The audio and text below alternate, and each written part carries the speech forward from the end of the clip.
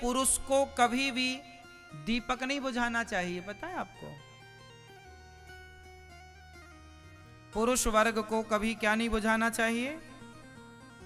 दीपक। जैसे दिया जल रहा है, कुछ लोग जाते हैं दिया बुझा देते हैं। जैसे आप लोग वो मनाते हैं ना जन्मदिन, एनिवर्सरी, उसमें भी मोमबत्ती जलाते हैं। मोमबत्ती मानो दिया, दीपक। और दीपक आप जलाते हैं और फूंक मार के। अरे हमारे यहां वंश को दीपक कहते हैं। ये हमारे कुल का दिया है, कुल का चिराग। नहीं बोलते ऐसा, ये हमारे कुल का क्या है? चिराग है, दीपक। ये कुल का दीपक। और आप लोग उसी चिराग को, हमारे यहां शास्त्रों के वचन है कि कभी दीपक नहीं बुझाना चाहिए। और बुझाना है तो कपड़े से, कपड़े की हवा से, ऐसे हाथ की हवा से, इस तरह ऐसे, मुंह से नहीं, मुंह से नहीं। पर आप लोग तो दीपक बुझा रहे हैं, और फिर जब दीपक बुझ जाता है तो फिर आप रोते, महाराज जी हमारा वंश नहीं बढ़ रहा है। तुमने ही तो बुझाया है दीपक। जब से तुमने होश संभाले तब से तुम दिया बुझाते आए, तो बुझ गया दिया। तुम्हें ही तो शौक था ना दिया बुझाने का। आधुनिकता के नाम पर तुम अपनी संस्कृति भूल गए हो और बाद में रोओगे। बताइए, वंश को चिराग कहते हैं या नहीं? कुल का दिया कहते हैं कि नहीं? तो आप खुद बुझा रहे हैं दिया और फिर रोते हैं दिया के लिए, चिराग नहीं है। इसलिए भगवान करे आपका चिराग जलता रहे, दिया जलता रहे। दिया जलाया जाता है हमारे यहां दीपावली में, दिया बुझाया कभी नहीं गया भारत की संस्कृति में। अब तुम ज्यादा होशियार हो, ज्यादा पढ़ लिख गए हो, लंदन में पढ़ के आए हो, दिया बुझा रहे हो, मोमबत्ती बुझा रहे हो और अपने आप को इंटेलिजेंट कह रहे हो। अक्कल जरा भी नहीं है, बने बड़े होशियार हैं। तुमने अपने बाप दादों से कभी सुना है कि नहीं कि दीपक नहीं बुझाना चाहिए? किस किस ने कभी ना कभी सुना है? सुना है? तो ये लोग बुझाते हैं कि नहीं?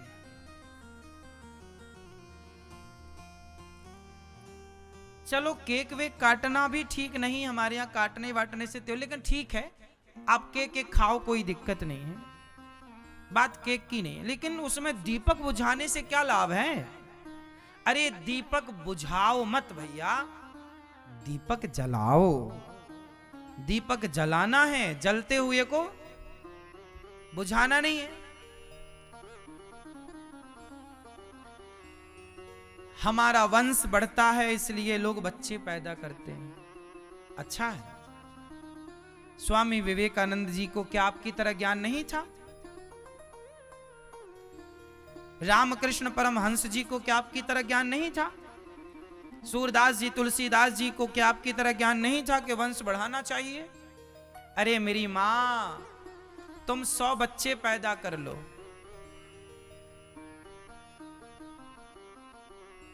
बच्चे पैदा कर लेना बड़ी बात नहीं। बच्चे तो सुअर भी पैदा कर रहे हैं और तुमसे ज्यादा कर रहे हैं। बच्चे पैदा करना बड़ी बात नहीं है। वंश उन्हीं का अमर होगा जिसने अपने इस मानव शरीर से भगवान को प्राप्त कर लिया है। आज भी मीरा के वंश को याद किया जाता है, आज भी सूरदास, तुलसीदास, रैदास, रसखान के वंश को याद किया जाता है। उनके बच्चों से उनका वंश चलता तो कितना चलता, पर उनकी भक्ति से उनका वंश आज तक याद किया जा रहा है। आज तक उनके पूर्वजों को याद किया जा रहा है। इसलिए आपकी भक्ति आपके कुल को अमर करती है।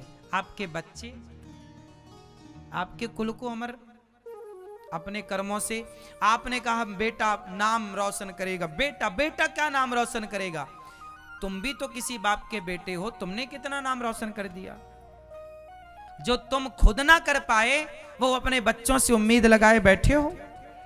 अगर निर्भर बनोगे, दूसरों पर गिड़गिड़ाओगे तो अपना मान भी सम्मान भी सब कुछ गवाओगे। हम गिड़गिड़ाने वालों में से नहीं हैं। राम जी ने अपने कुल का नाम रोशन अपने कर्मों से कर लिया। वो लवकुश के भरोसे नहीं बैठे रहे कि लवकुश पैदा होंगे फिर वो हमारा नाम रोशन करेंगे। राम जी ने अपने हिस्से का काम राम जी ने कर लिया, दशरथ जी ने अपने हिस्से का काम। आप अपने हिस्से का करो ना, तुम अपने हिस्से का करो, बेटा अपने हिस्से का करेगा। और बेटा हो जाए अच्छी बात है, और ना हो तो रोने की जरूरत नहीं है। ईश्वर जो करते हैं अच्छा करते हैं। वो दे दें तो ईश्वर की मर्जी, और ना दें तो ईश्वर की मर्जी। रोया मत करो कि बेटा नहीं है तो रोने लग गए। वैसे भी लोग पति पत्नी तो परेशान नहीं होते, ये दुनिया वाले ताना बहुत मारते हैं। सबसे ज्यादा ताने माताएं मारती हैं। माताओं के पास ताने मारने के सिवा बहू के बेटा नहीं हुआ, शादी हुई नहीं कि स्त्रियां उसका पेट पहले देखती हैं। है कुछ है, कुछ है बहू के? अभी शादी के 1 साल नहीं हुआ और बहू के है कुछ, और 2 साल हो गए तब तो पड़ोसन की नींद उड़ जाती है। अभी तक नहीं हुआ, अभी तक नहीं हुआ। और 3 साल तक ना हो तो सारे रिश्तेदार जो आएगा पहले वही पूछेगा है कुछ है? अरे राम राम राम नहीं है। तुम एक काम करो, वहां जाओ, वहां मंदिर में जाओ, वहां नारियल चढ़ाओ, वहां से होगा। हाँ, फिर वहां जाओ, अच्छा वहां नहीं हुआ, अच्छा सुनो वहां जाओ, ऐसा करो फिर होगा। वहां जाओ, वहां मन्नतें मांगो, जाओ वहां परिक्रमा लगाओ, जाओ वहां। सारी जिंदगी आपको लोग दौड़ाते हैं, यहां जाओ वहां जाओ, इस डॉक्टर के पास, अरे वो डॉक्टर बहुत अच्छे हैं। हाँ, सारी जगह आप गए, सब कुछ किया, फिर भी नहीं हुआ। फिर क्या हुआ?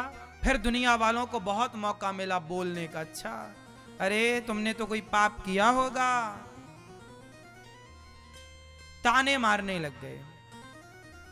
अरे भाई, एक सवाल आपसे पूछ लूं, बताओ किसी के बेटा होता है तो किसी के बेटा क्यों नहीं होता? उत्तर दो, क्यों नहीं होता किसी के बेटा? भैया उत्तर देंगे, क्यों नहीं होता किसी के बेटा? क्यों नहीं होता किसी को बेटा? आप बताओ।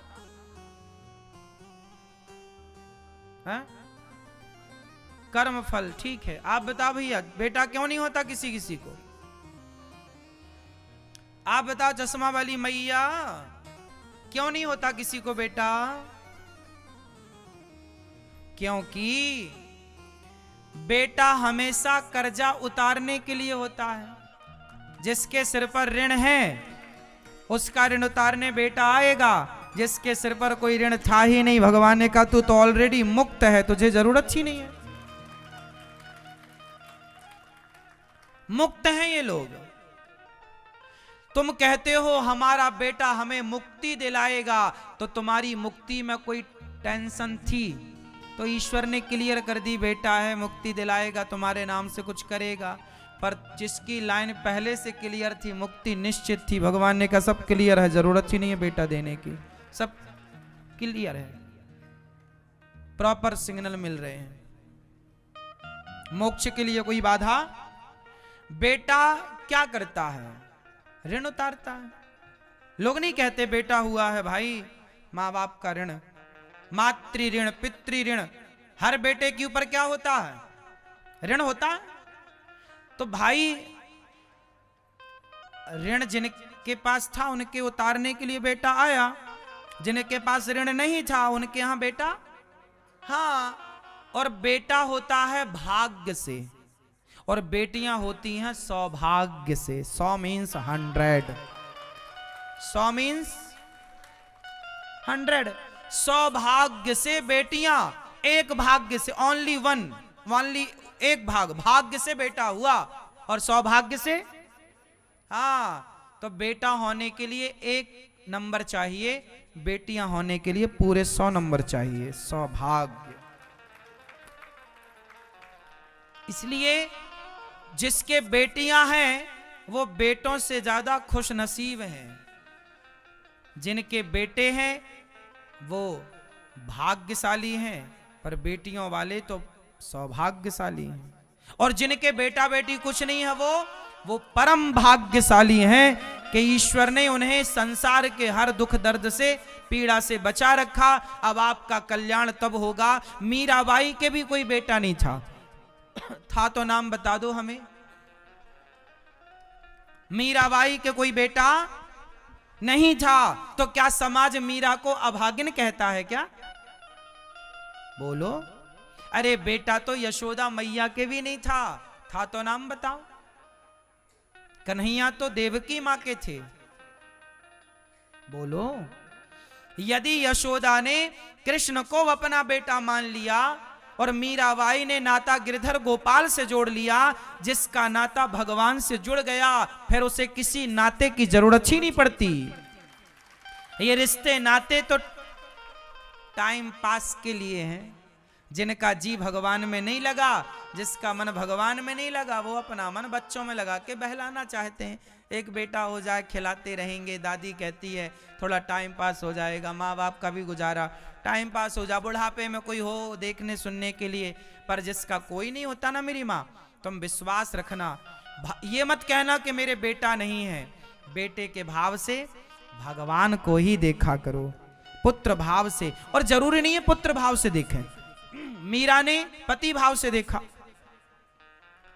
द्रौपदी ने भाई के भाव से देखा, यशोदा ने पुत्र भाव से। जो तुम्हारा भाव बने, बस भगवान से कोई भी भाव से जुड़ जाओ। जो ईश्वर से जुड़ गया उसे बेटा बेटी की जरूरत नहीं है मेरी माँ। जिसका उद्धार, जिसका मन भगवान में लग जाता है, अरे बेटा बेटियों वाले का भी क्या कल्याण हो गया। तुम्हारे 10 बेटे हों पर नालायक हैं तो 10 क्या कर लेंगे। इसलिए भगवान ने यदि नहीं दिया तो उसमें भी ईश्वर की भलाई है।